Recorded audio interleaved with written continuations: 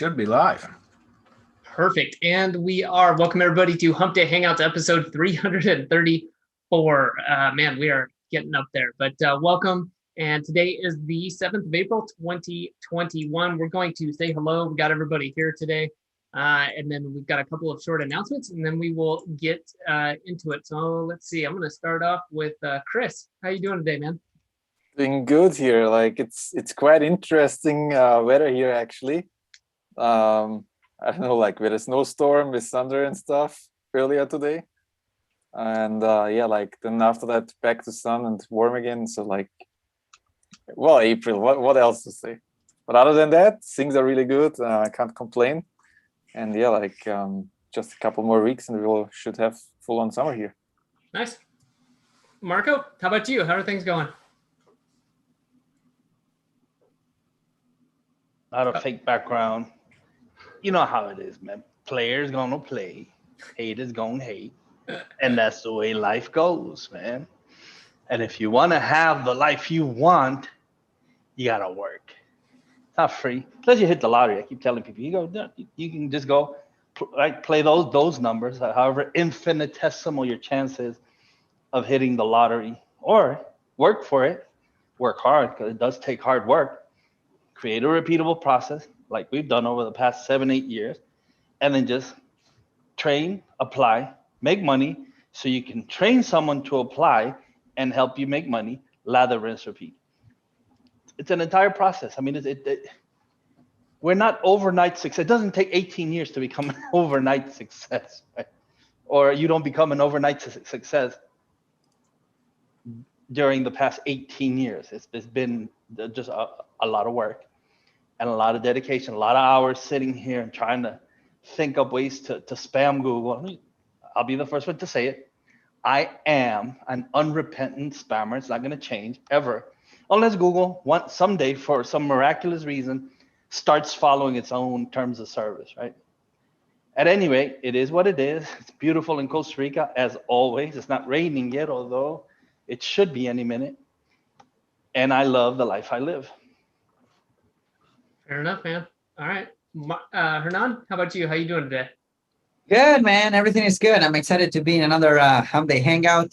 Things are getting a little bit colder, a little bit chillier here. So, I don't know. There might be some restrictions coming up, but we'll see. For the time being, everything's cool. Yeah, what does that mean for you? Does that mean it's below like 28 Celsius or something?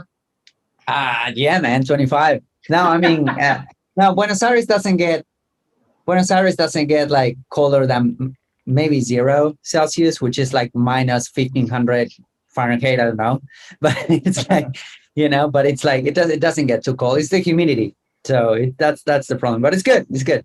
Yeah, I think anyone who's ever interacted with Hernan before knows he's generally a pretty happy, positive type of guy.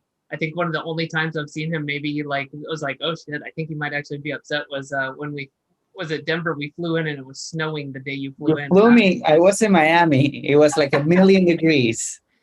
And then I flew in to Denver, to Colorado, and it was snowing. And I'm like cursing you. I was like, Adam, where the fuck did you bring me? It was funny. It was good, man. I laughed just like that. It was evil and kind of fun. So yeah.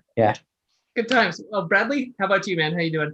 Good, man. That was fun. I remember that too, because it was like 20 degrees and snowing when we got off the plane. But then the next day it was like 70 degrees in Denver or whatever. It was nuts. So yeah. Anyways, I'm glad to be here.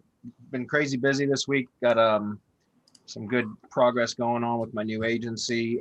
So things are really good. Things are picking up, man. It's that time of year too in the tree business. It gets really busy right now. So got a lot of work ahead of me, but the money will be good, so it's worth it. Awesome. Well, real quick, I'm going to grab the link before I've got some other announcements, but we shared with people the kind of interview or the presentation you and David Hood did. Can you tell people, if they haven't checked it out yet, a little bit about what that was all about?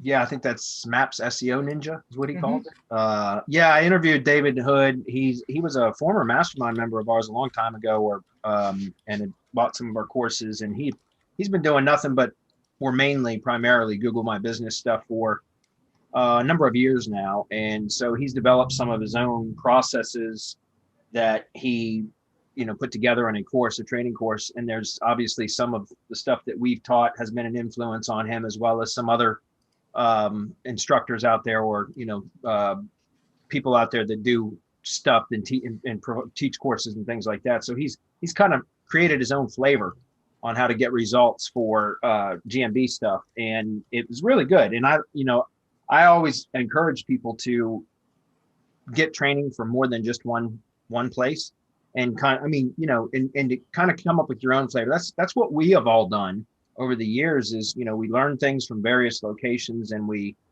apply them to what we've been, what we already know, and things that we've been trying on our own, and come up with our own kind of modification or interpretation of something and test it. And when it works, then we duplicate it. And if we can duplicate the results, then that's when we end up teaching about it, or producing courses about it, or whatever else. And so that's kind of what he did. And it was really cool, because it was a great interview.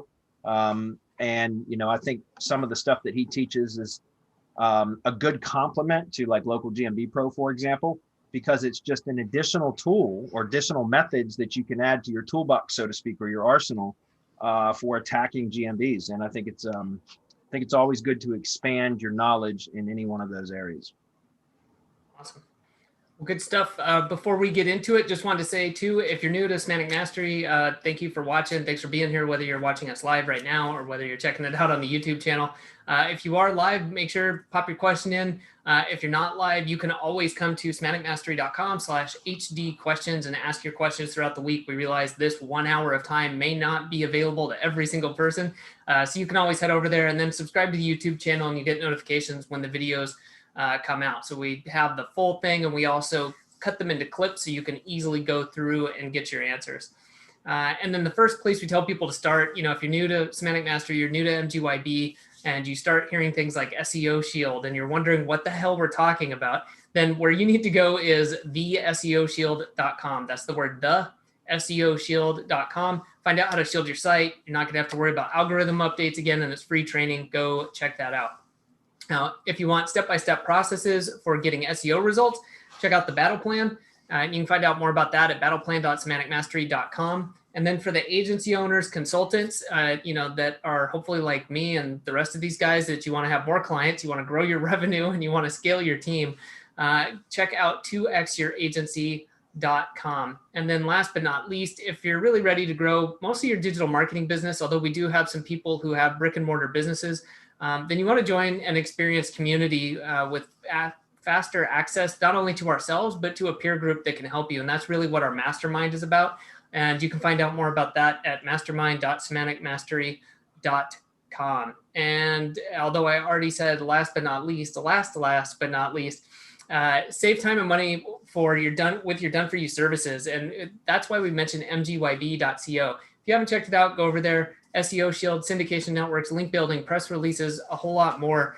And these are all things that we use. It's kind of funny. I see the orders coming through, and I can see when one of us places an order, and that's where all of this came from, was processes or things that we were doing that we needed to scale. So it was training a VA, doing this or that, and eventually it turned into offering that to other people. So by all means, head over there. Make sure you get on the email list as well. We have some great offers from time to time, so you want to get access to those. Before we get going, guys, anything else we need to cover?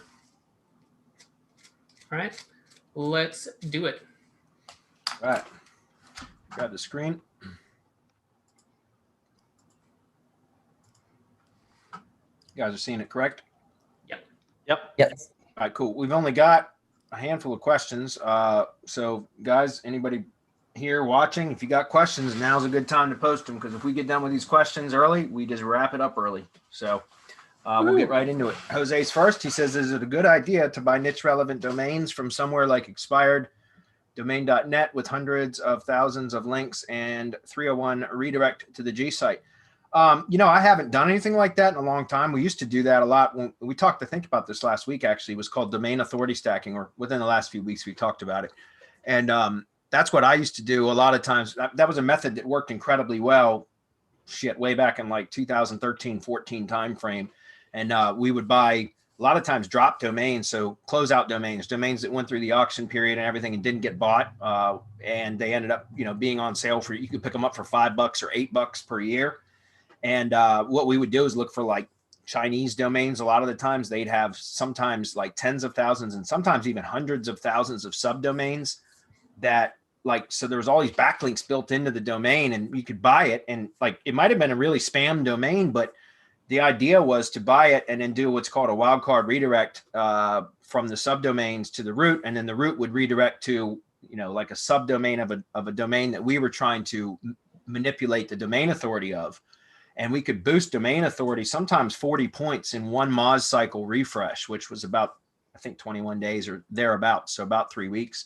And it was insane and it worked incredibly well. However, we got away from doing those kind of tactics several years ago now, when really when Marco and Dr. Gary first developed the RYS Academy strategy or method, because we were able to get just as good of results using like spam links from Dedia, for example, and things like that to the SEO Shield. So the drive stack and the tier 1 entity assets. So we got away from doing that. I suspect it would still work as long as you're only redirecting to like the Gsite, for example, or one of the entity assets, not to your money site though. You want to make sure of that. But again, I haven't done anything like that in quite some time. But I can't imagine why it wouldn't work. Marco, what's your opinion on that? I don't use it, so I would have to speculate. I haven't done it probably in longer than you have, because we came up with RYS Academy to introduce our own domain authority, not even domain authority, our own authority and trust according to the ranking score algorithm and the ranking score pattern and the distance graph. That's what we went after. So when that came out and we realized what was going on, we just started developing that, and we got away from spamming our own subdomains. So now I'm not even doing subdomains. I'm going straight to the root on the domain, because I don't have to protect the money site. The money site is always protected because I'm not going to build links to it. Well, I do, because press releases are link building. I don't recommend for you to do it, guys, unless you know what you're doing. But then everything else, it takes place through the Gsite and drive stack. Why? Because it's the belly of the beast.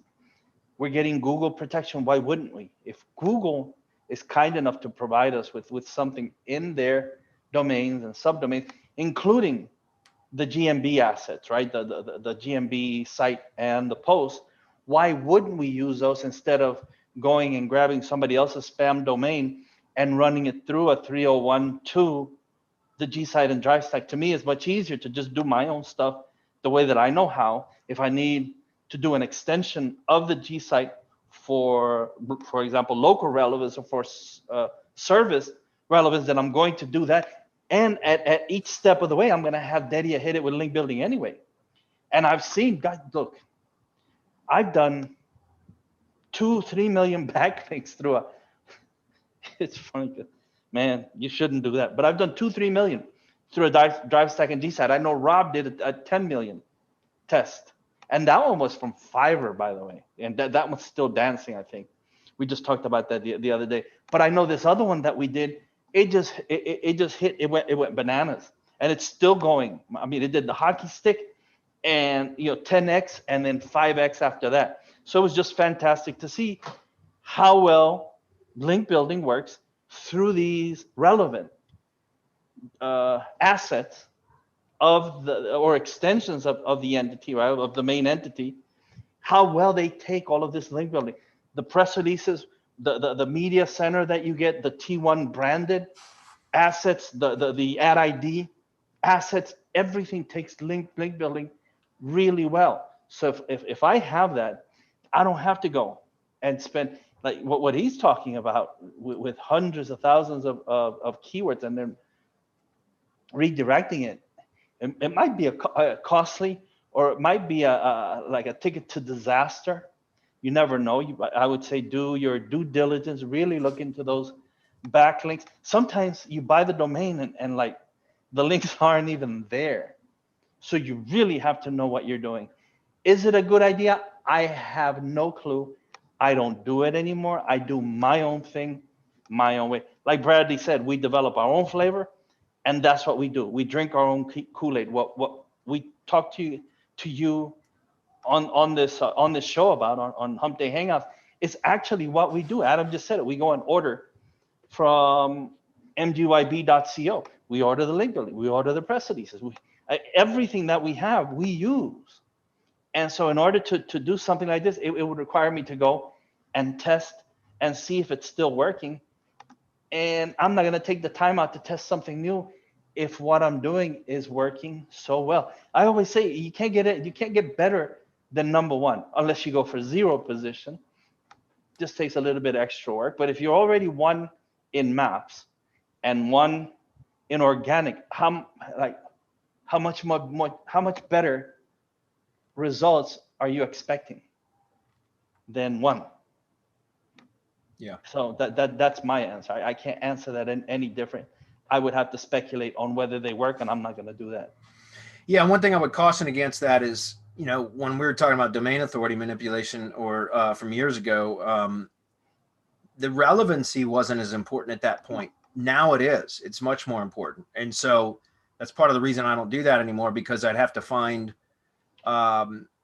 domains that had relevant backlinks to it. Like, in other words, it was a topically relevant domain when it expired or got dropped or whatever, if that makes sense. And back when I used to do that sort of thing years ago, that relevancy really didn't matter. It was about manipulating the domain authority metric itself. And that was, I know that's a proprietary metric, but it worked. And when, now we teach and we practice relevancy, right? Activity, relevance, trust, and authority. That's what Marco calls art. And that's the absolute truth. And that's why we do everything with the SEO Shield. And then we can buy even spam links from, the tools that, link building tools and things like that Dedia uses, because they're relevant, right? They're topically relevant to what they're linking to, which would be our money site, our SEO Shield. Tier 1 entity asset. So again, it's about relevancy. Although, like I said, I don't know that it wouldn't work. We just don't, none of us have really done any of that kind of stuff in quite some time. So you could always try it. Marco always says nothing beats a try but a fail, right? Yeah. So try it and see, man. Do your due diligence. There are good websites out there that you can pick up with a really strong backlink. Now, when you're weighing websites, dude, don't just look for the link, right? Where is that link coming from, and is it relevant, like Bradley just said, to whatever it is that you're doing? You may have one that seems to be stronger because it might have more links, but if you get one from let's say it has a link from Wikipedia, and the Wikipedia link, whatever page that's on, if it's relevant to what you're doing, you want that. That's what you're looking for versus something that's more generic. The more hyper local, especially in local, right?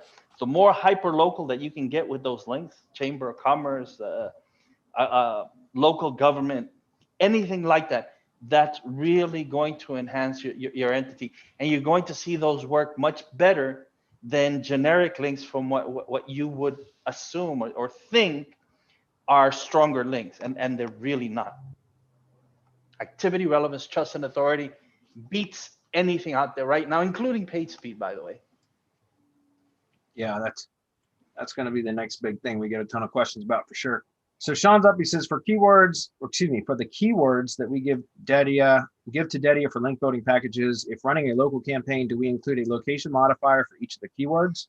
So not just snow plowing service, but snow plowing service, Washington, etc. And for not including exact match keywords, if our target keyword is snow plowing. Okay, to answer your question, no. And I thought that was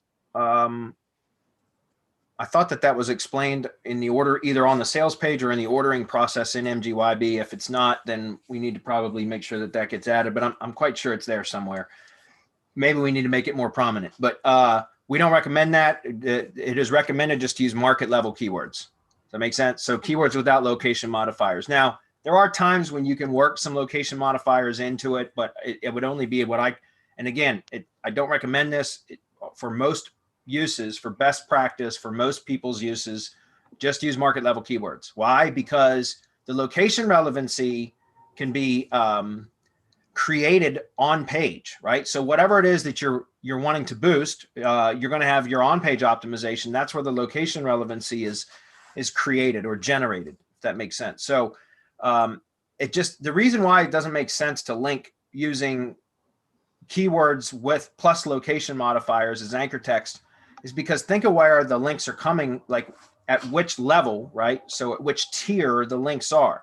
When we talk about building links through the MGYB link building service to like our SEO Shields, for example, those are essentially tier 2 links to the money site, right?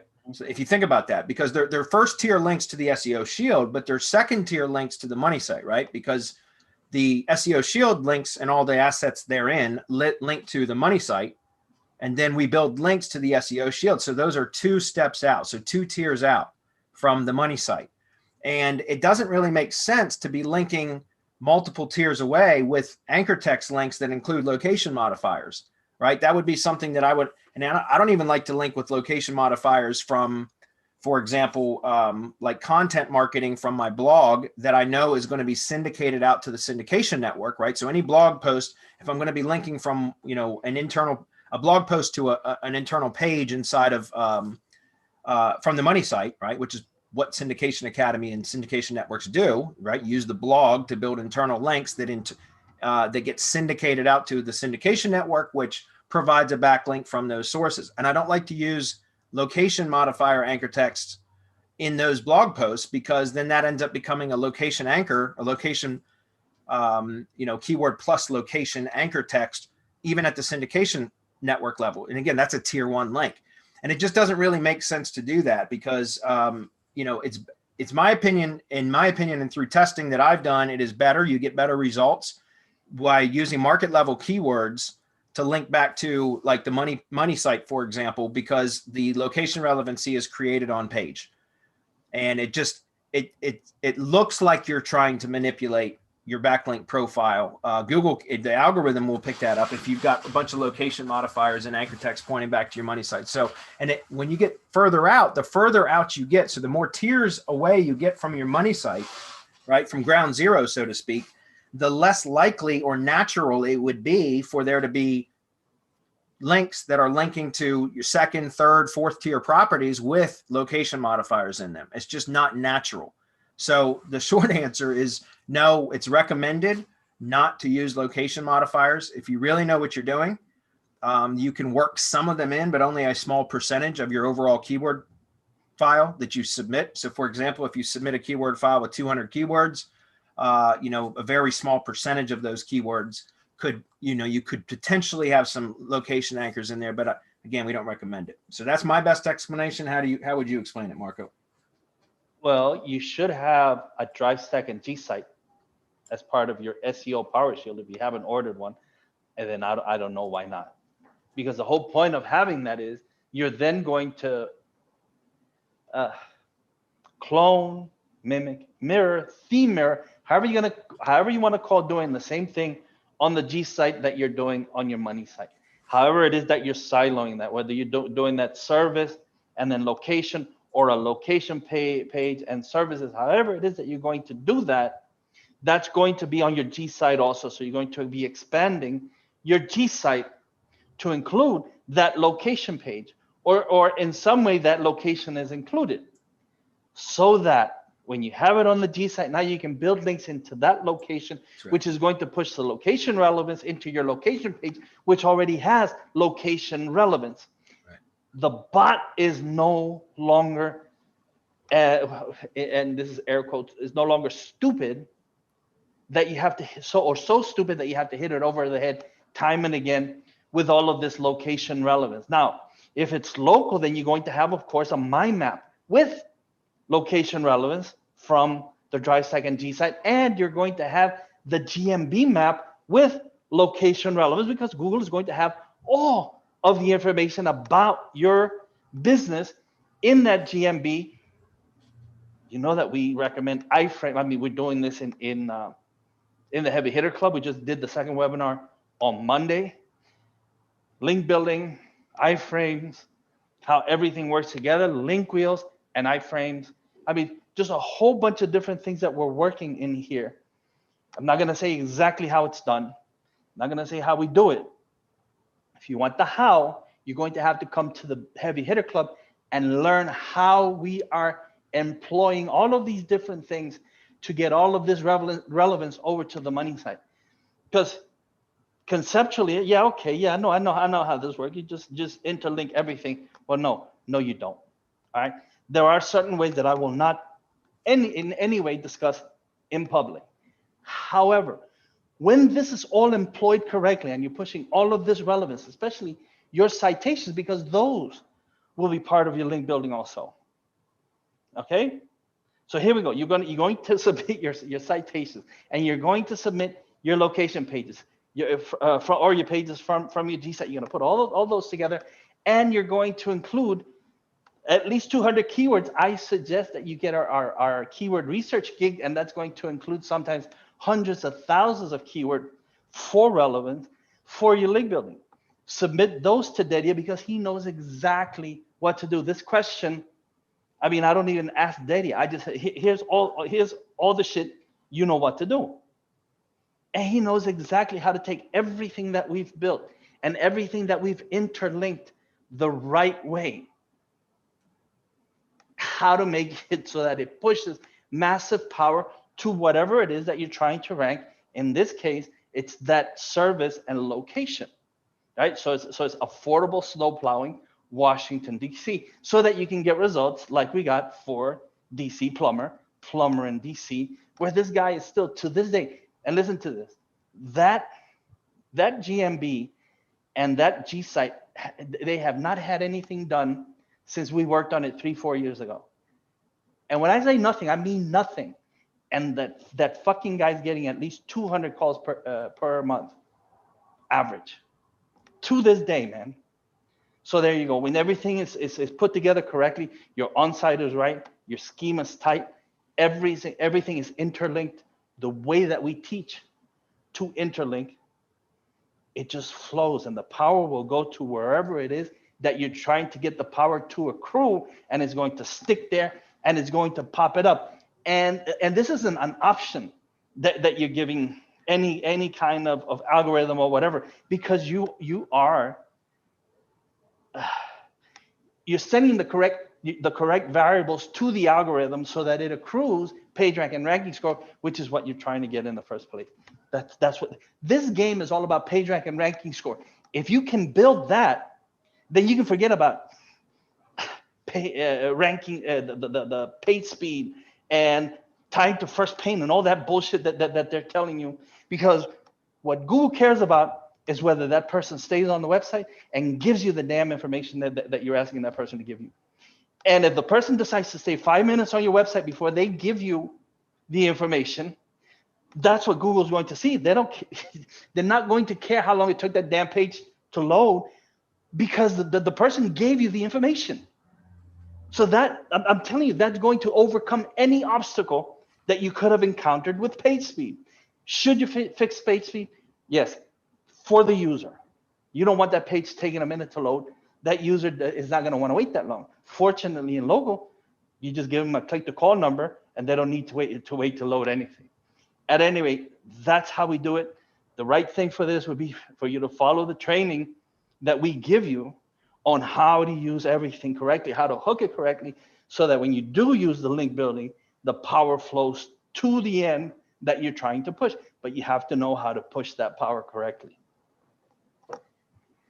Right on. Austin Don's up. He says, for the press release schema, should we just use the organization schema? So it depends on what you mean, Austin Don. If you're talking about for the organization page, the media page within Press Advantage, yes, then I just go with organization schema, unless it's for a specific location.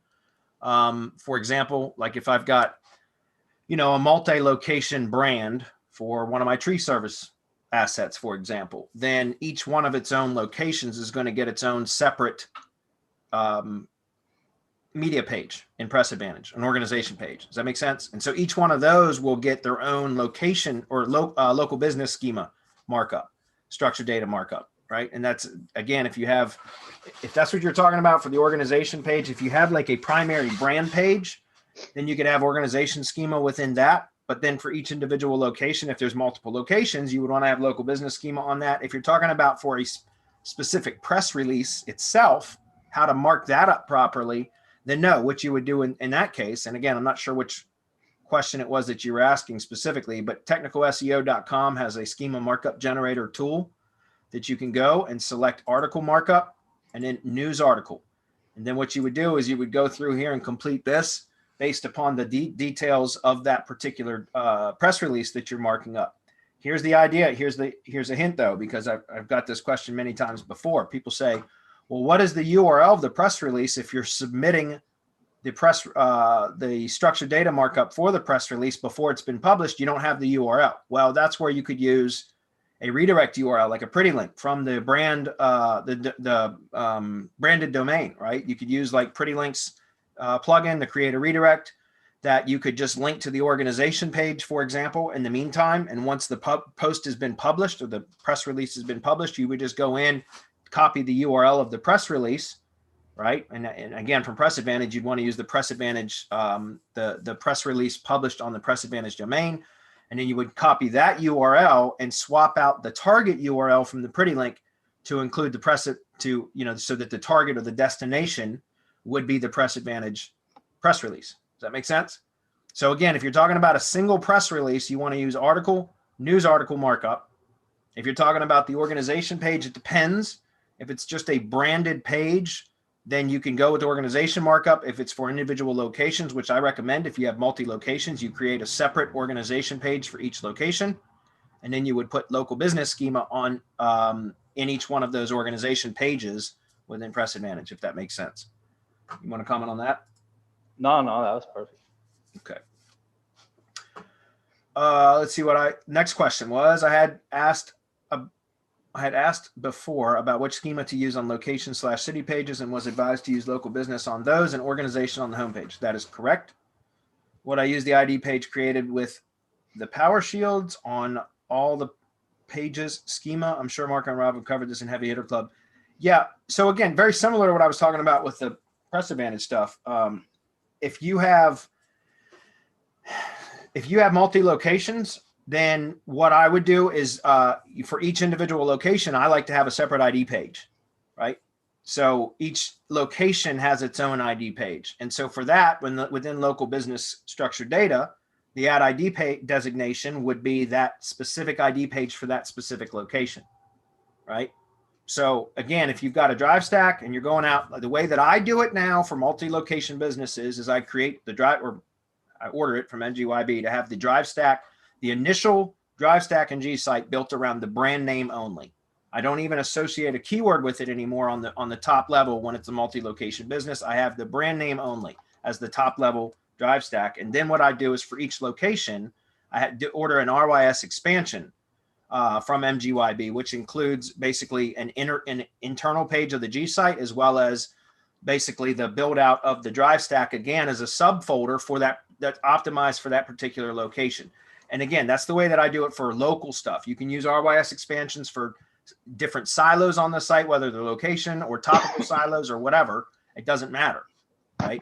But what I'm saying is I do the RYS expansions for the locations, and then I don't order the ID pages separately. If you wanted to do that, I think you can do that in MGYB, but I just clone the top ID page from the organization, right? So the top level brand ID page, I just clone that myself because it's simple to do, and swap out the details and then upload that to create my own ID page for each location. Now there is also in the SEO Shield ordering, you have what's called a location shield, and a location shield will give you will produce an ID page for that specific location. So MGYB will produce an ID page for that. But why I don't use the location shields is because it creates a separate Gsite.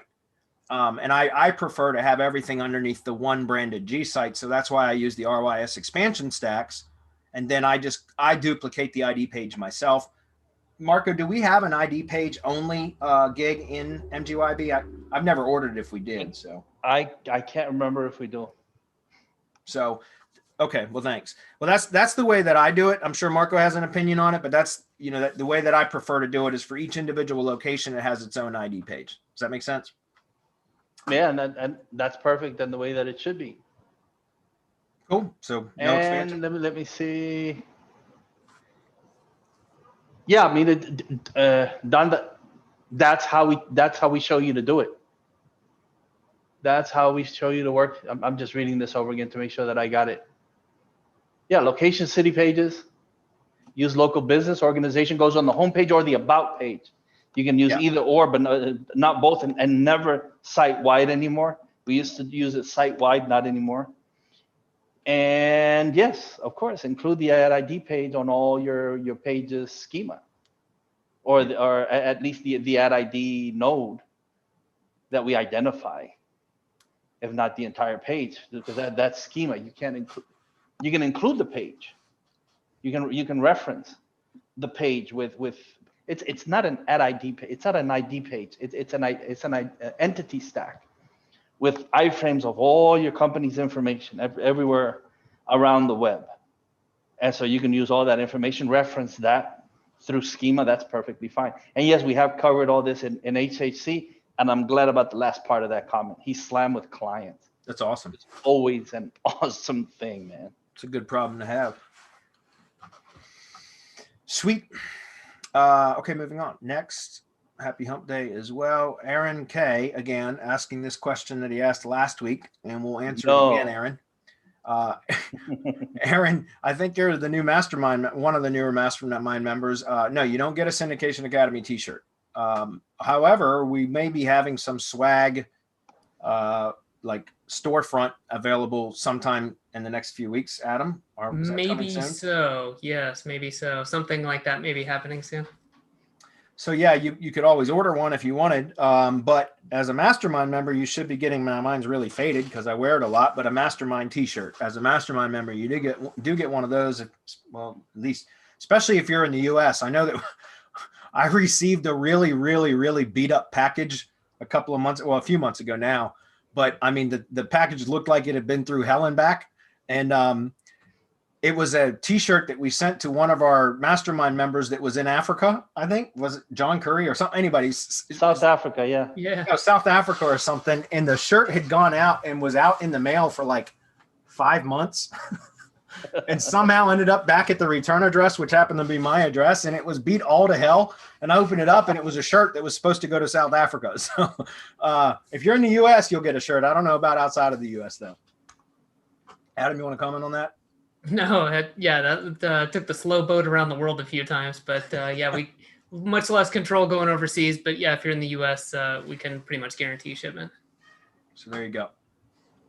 All right, sweet. We got a few other questions. Dan says, hey guys, I built a small shield based on DC Plumber, but recently purchased a full SEO shield from you. Here's my question. The original shield is already ranking. Should I still promote it or put all my link building behind the new SEO shield bought from you guys? Well, if it ain't broke, don't fix it, right? I mean, I'm saying if it's already ranking, you can use the new shield to kind of power up what you've currently got. But I mean, shit, I wouldn't like disband or whatever, eliminate the original stack that you built if it's working, if it's ranking. I don't know, Marco, what do you say? And if this is Dan in I think he's in our mastermind and or the heavy hitter club, ask him there so that I can go into more detail on how you would make full use of this. But I mean, all it takes is a link from one to the other to push power from one to the other, and then from there to the destination. You're adding a hop, and if you're in the heavy hitter club, you know how to account for that hop because it introduces link loss or link atrophy at each hop. So you already know how to make up for that. And those are the things that you need to look out for so that you deliver full power at the destination. But I wouldn't get rid of either one, and I wouldn't edit either. You already have one ranking. Make full use of the one that's ranking, that's taking up real estate. It's pushing power. You know it is because it's ranking. So make full use of that. Yeah. And if you're going to build links, you build links to both, as long as you're not ambiguating the entity. Now take a good look at these and make sure that you're promoting the same business through both, and that Google isn't thinking that it's two separate businesses that kind of have the same name and are kind of targeting the same keyword set. That's ambiguity. The bot's not going to know what to do with it, so it's going to either pick one over the other, or it's going to start where it's deciding which one to choose and how, and that's a clusterfuck, man. You never want to get into that situation. Agreed. Okay, so the next question from Dan says and he says he's in Heavy Hitter Club, by the way. Okay. Ask in the Heavy Hitter Club. Yeah, they'll go into much more detail there, Dan. So the next question was to mirror new content on my client's money site to the SEO Shield like a new blog or new blog post, I guess. Do I create a new folder inside or add to an existing folder in the SEO Shield? Well, that's a good question too, but think about that. If you've already got your SEO Shield, your drive stack essentially siloed, right, through RYS expansion stacks, which we just talked about. So you've got folders that are, mirrored to your silos on your money site. Then whatever category you're going to place that blog post in, that's where that blog post should be pushed into the drive stack, that same folder, right? That same silo, right? So again, if you have silo architecture on your website, which you should, and you're going to be publishing content to the blog, you're going to select a category to place the post within, right? So that would be the same category, right? So the same folder in the SEO Shield or the drive stack where that article should go. And here's the thing. Remember, guys, you can IFTTT, right? You can take a category RSS feed or a tag RSS feed for that matter, and use either one of those RSS feeds, right? Either a category feed or a tag feed, depending on how you're structuring your silo, and set up a separate set of triggers inside your IFTTT account to publish any article that it is placed within that category or shares that particular tag, again, depending on whether you're using categories or tags for your silos, that it'll push only articles that have been published with either that into that category or share that tag into a very specific folder that you can select in IFTTT by connecting Drive to it, right? So for example, you could do an IFTTT applet that is triggered by the category RSS feed, and then syndicates that post automatically to Google Docs as a GDoc into the particular folder, that specific folder that is mirrored to your silo, right? So think about that. It's a way to automate all of that. So again, you want to make sure that your drive stack is siloed, mirrored the same way that your money site is structured. That's what we talk about. And then like I said, you can go in and set up a second set of applets for each. So let's say you got 3 silos. Then you should have 3 corresponding folders in your drive stack, and then you could have 3 sets of applets using the category feed for each category, each silo, to feed content into the appropriate drive stack folder in your drive stack. Does that make sense? It's a good question. You want to expand on that, Marco? No, man, that's perfect. Mirror it by just creating content within the relevant folder in the drive stack and on the Gsite page, man.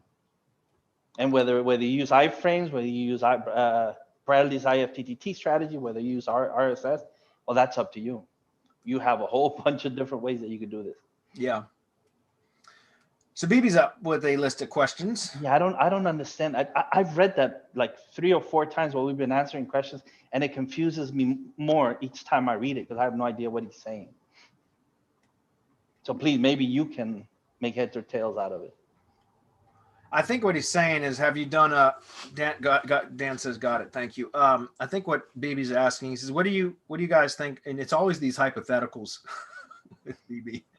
It's always, what do we think about this what if scenario? Which I don't do. Yeah, I don't do what if. So I'm going to make an attempt. He says, what do you think of doing a syndication only to money site and RYS to the social property? So I think what he means is have the syndication network be the only tier 1 links to the money site. And then you create the drive stack with the syndication network properties as the target URLs of the drive stack, but no direct link from the drive stack to the money site. It would be speculation. I don't know. I don't know why you wouldn't want to link directly from Google properties to your money site. That's where I think the most power is pushed anyway. So I can't imagine why you would want to do that. So BB, I could give you some wild ass guess, but it would be pure speculation. And so there's really no reason for me to even waste the time. Would you agree, Marco?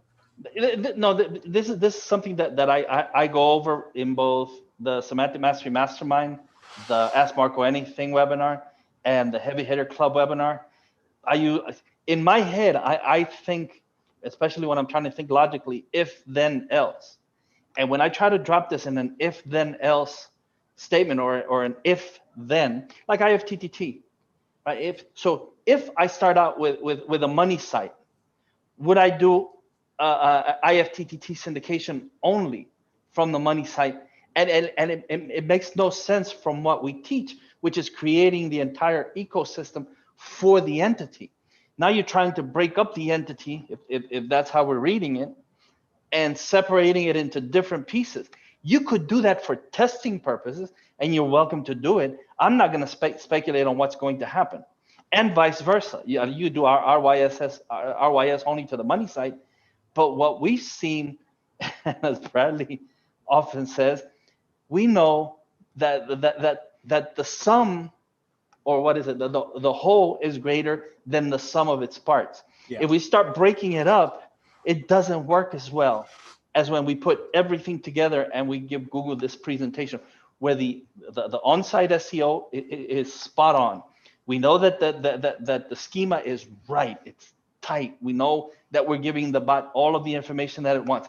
The bot then goes off page, following all of the information, all of the breadcrumbs that we feed it, and finds everything, all of the nodes that are related to our entity to be coherent and relevant, totally relevant to whatever it is that we're doing, so that everything powers up the way that it should, because you're showing Google a proper entity and an entity with other profiles, the relationship.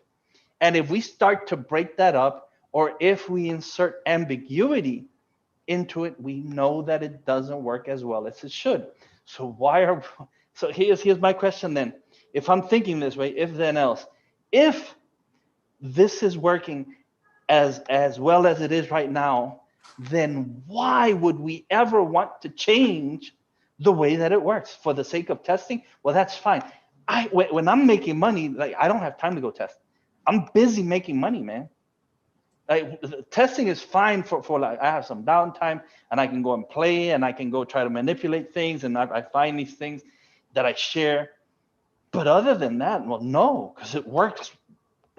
If we're already coming after number one and we get results, repeatable results, like we do the DC plumber example, if we're getting those results, then why would we go and do anything else other than what we do?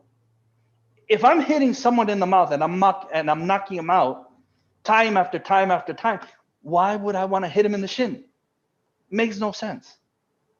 That's how I see this. I'm sorry. And if I'm misinterpreting it and if I'm misreading it, BB, then please explain, because I just don't get this question. I'm sorry.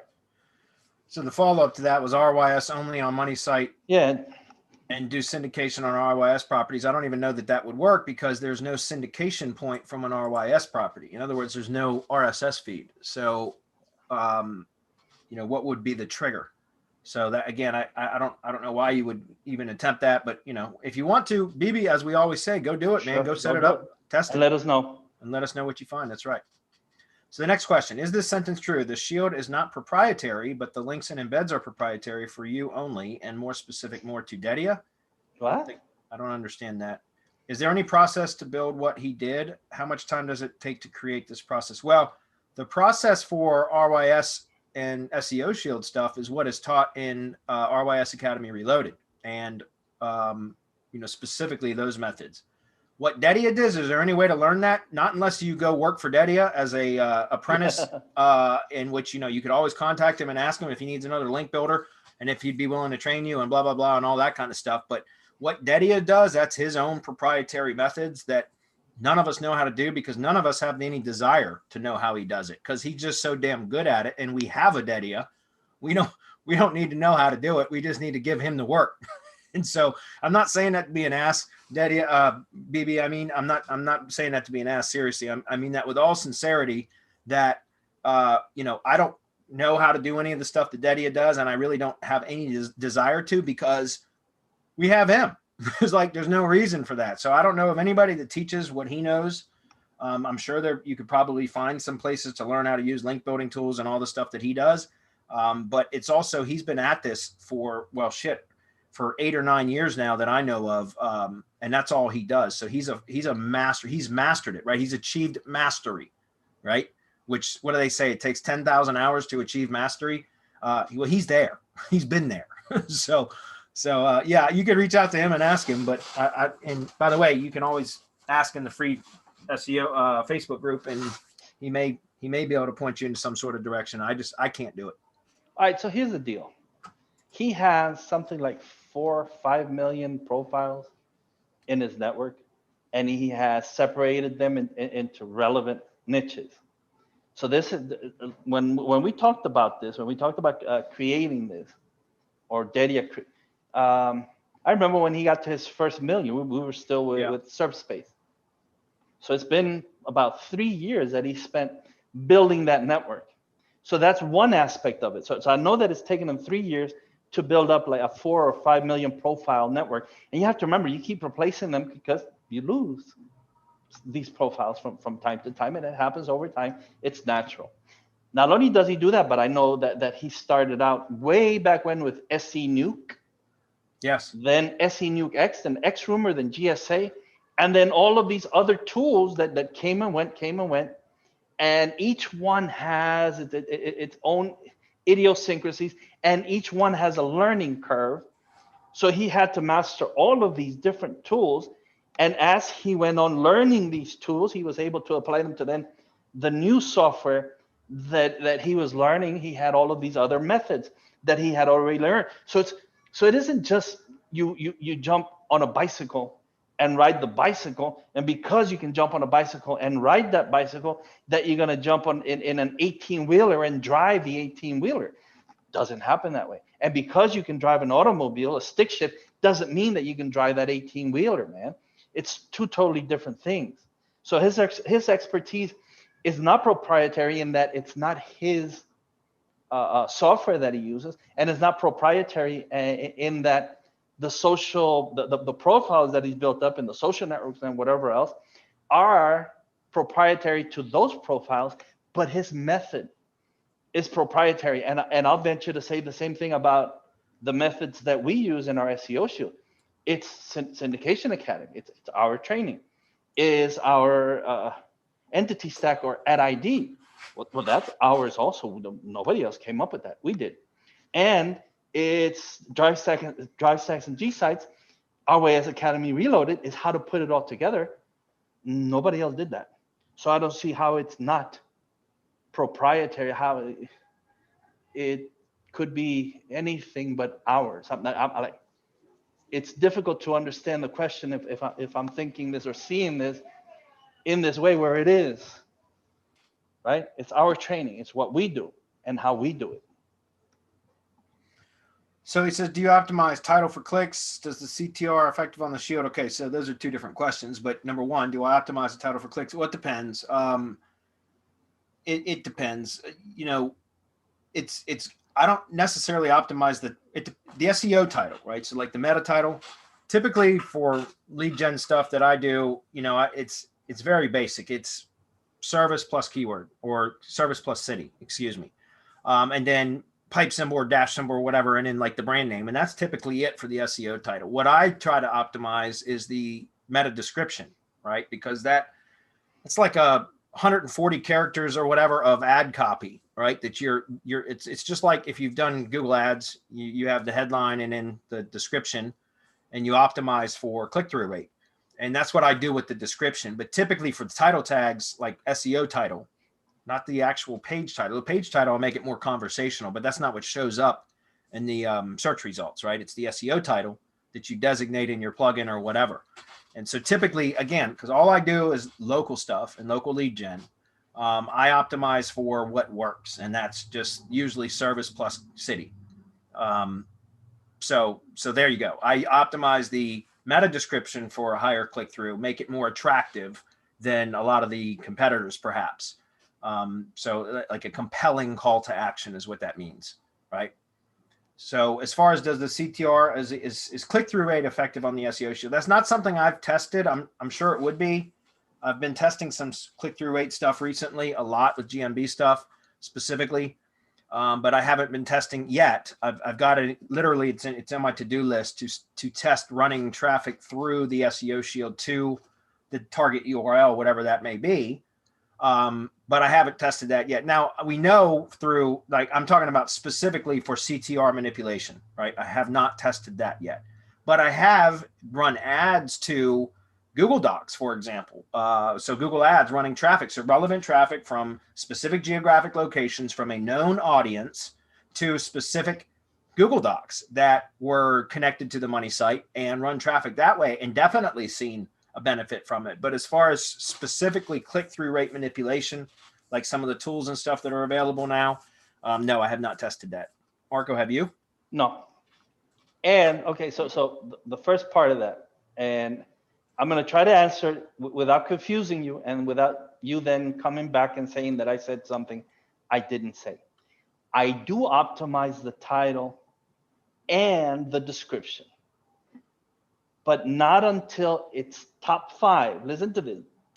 I don't optimize it until I reach top 5. So 1 positions, 1, 2, 3, 4, 5, or 0 position, or 1, 2, 3 in the map pack. And I'm in organic and I can see it. And I'm looking at Search Console. I'm looking at all of the data and I see no calls. So if I don't see the result of those rankings, of that map pack or that organic, and I'm not getting anything, then I'm going to go and take a look at what I've written or what has been written, and I'm going to take a look at my competitors. Not only with, so let's say I'm 3. I'm going to take a look at 1, 2, 3, and 4 and see why they're getting clicks, because I know they're getting clicks, and why I'm not. So not unless I'm not getting anything once I get to top 5. So yes, I do, but not until and unless. I hope that was clear. Bradley, if I wasn't.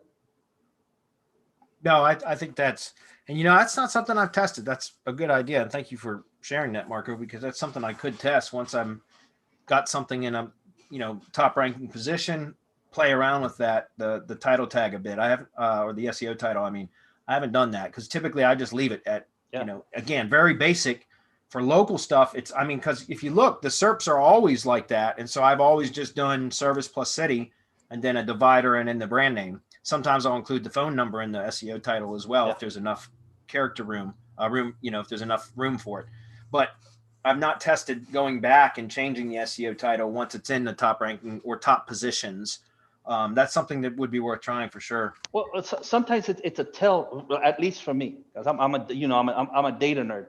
If I'm well positioned and I know that I should be getting clicks or just whatever it is that I'm looking for, and I'm not, then someone else is taking them from me, and I want to know why, and I want to go and copy what those guys are doing to see which one gets the most action.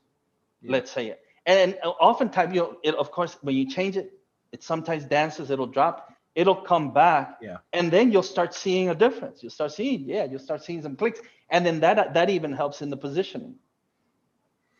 It's a good idea. I'll have to try it. So the next was, or will you stay high position no matter what the user does? I'm not sure what that means. And then that follow-up was that same question for the content. Will the page be high in position no matter what if it has the shield, even though it has lower value content? So I think what he's asking here, and then we got to wrap it up, guys. We got about 3 minutes left. So if I'm interpreting this question correctly, I think the question is, if you have an article, a page that has lower value content on it, like, quality is not that good, and you're able to rank the page, does it matter whether the page, the quality of the content is good or not, if the page is ranked and it has an SEO shield? And here's the thing, click-through rate is one metric, bounce rate is another, right? So if you've got a shitty piece of content that you happen to be able to rank, but you get it to rank and Google notices that people click through to it because it's at the top of the search results, but it's shitty content and it doesn't answer their question, it doesn't provide value, so they click back and go click to the next result and perhaps maybe another result or two on the same page, and then they spend more time on that page and they engage with that page and they perhaps convert, submit an opt-in or quote request form or make a purchase or click the tap to call button or something like that on one of the other pages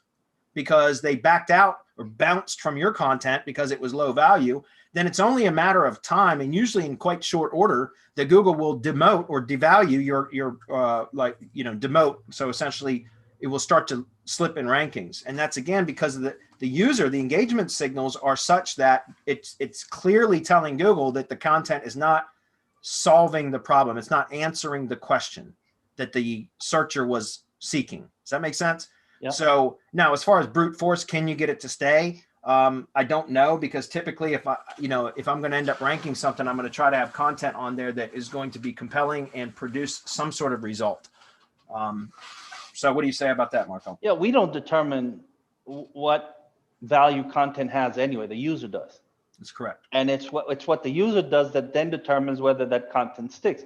So here's the thing: you could get a professional writer to write you a beautiful piece of content, the most beautiful piece of content that you have ever read, and you say, "Holy crap! I'm gonna be a millionaire because this content is gonna give me all the money in the world."